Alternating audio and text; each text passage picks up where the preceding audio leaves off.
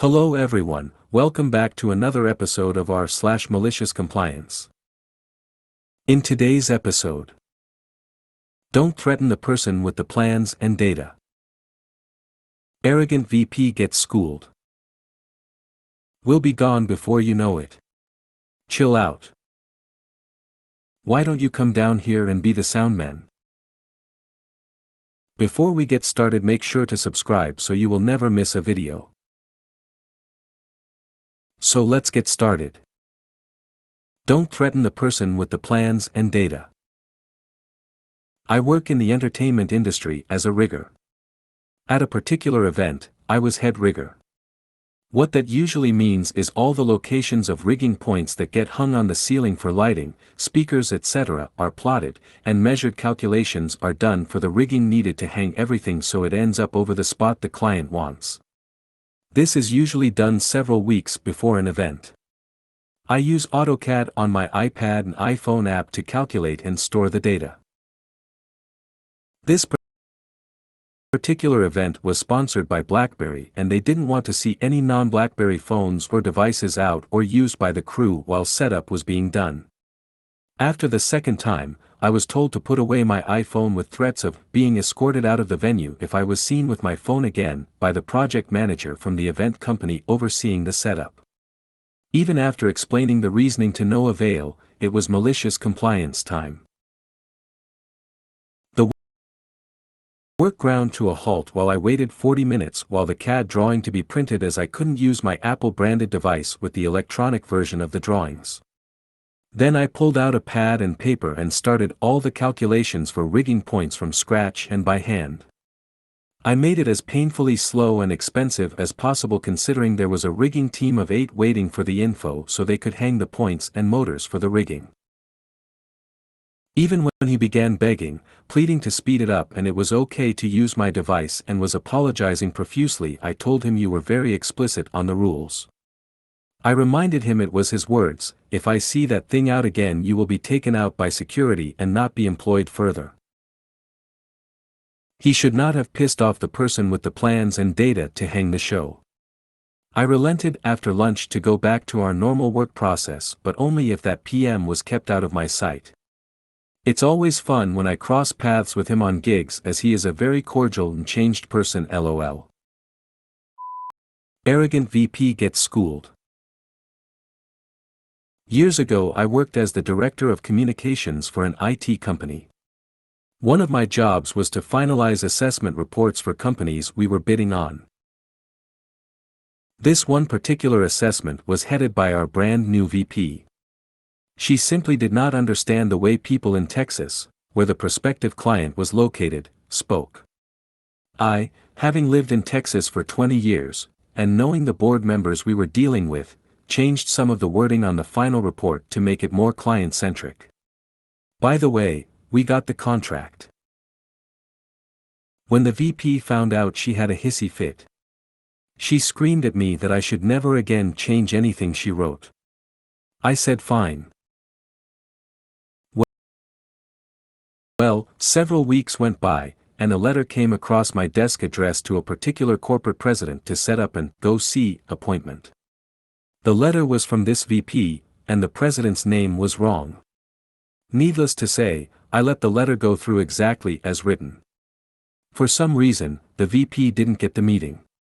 I overheard her saying something about it to a colleague, and sweetly said that maybe that was because she sent the letter to the wrong person.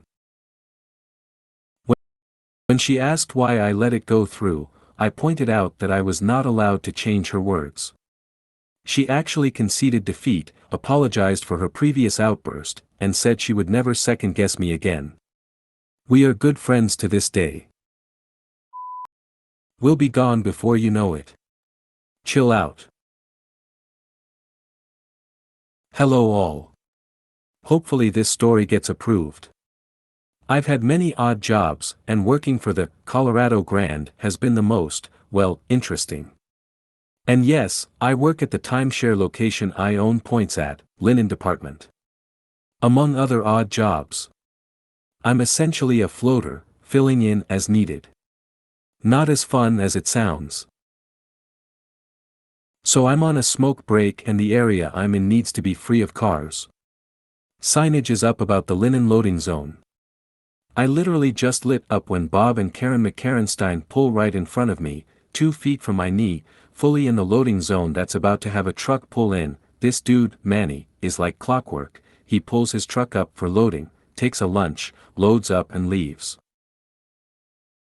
I quickly leap to my feet, drop my $2 cigarette and do the double arm wave, letting them know that they can't park here. Karen rolls down her window as sweaty Bob leans over, saying, "We'll be gone before you know it, okay, so STFU and chill out, okay?" Okay. MC time. I see Manny pulling in like clockwork. I see Bob see Manny, all in a panic. I see Manny see me with a smile on my face looking at him. He knows what to do. He pulls up as far as possible for loading, blocking panic Bob in as he's trying to grumble around his ignition. I could swear Bob was talking to me, but I was told to STFU, so what's the point? I then turn and walk to the ice machine a ways away, get a drink, and chill out. I even got my personal fan, knowing it's a hot one. We load up, taking our time as Manny eats his Jimmy John's, chilling all the while. This could have taken an hour plus, but we decide after 25 minutes, and an irate Karen unleashing her vengeance on Bob instead of us, to let them out. Bob was literally the first person I've seen with sheepishness on his face. Priceless. "Why don't you come down here and be the soundman?" Happened at a small outdoor live music event. The budget was tiny, so the event had a barebones setup consisting a drum set, a couple of amplifiers and mics, and all that goes to a mixer board. I'm not a sound guy, so I don't know the terms. The soundman hired for the show looked more like a bodyguard or a bouncer at a club, huge skinhead guy wearing all black and looked intimidating. As the show got underway, it was clear that the sound was terrible. Thanks to the soundman fiddling with the mixer, the sound swung back and forth between muddy and screeching feedback. He was probably attempting to improve things, but it wasn't working. Then, while one band was leaving and another starting to set up, unbearably loud feedback started happening. Everyone had to cover their ears till the soundman brought the volume down. A teenager shouted at the soundman, "Hey, cut the highs, man. Cut the highs." The big intimidating soundman didn't like this one bit. "OEI. You think you're so smart? Why don't you come down here and be the soundman?" "Wait. Really? Are you serious?" said the teen. "Yeah. Come down here and be the soundman if you're so smart, or shut your mouth." The teen walked over to the mixer. The kid clearly knew what he was doing because he didn't hesitate with any of the knobs and levels. He then asked the band to do a quick sound check, going through all the levels of each mic including the drums. Everything took maybe 5 minutes. When the band started their set, it was obvious to everyone that the sound was much better. Big intimidating soundman was red-faced. He didn't touch the mixer after that. If you made it to the end of the video, thanks for watching. Don't forget to like, subscribe and share, and we will see you in the next video.